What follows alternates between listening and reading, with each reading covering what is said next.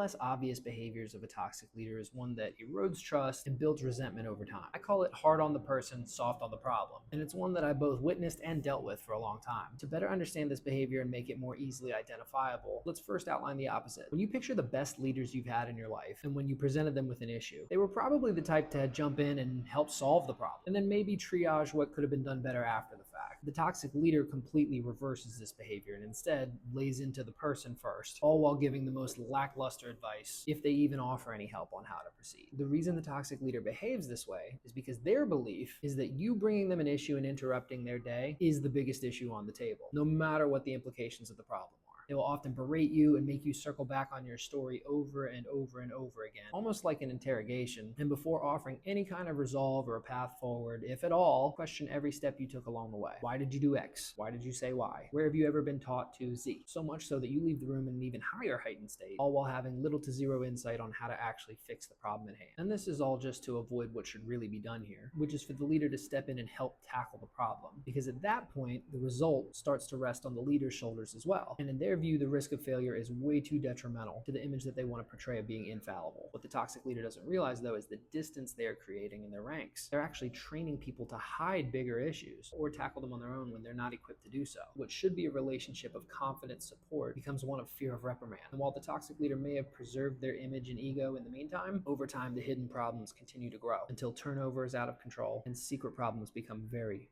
very public.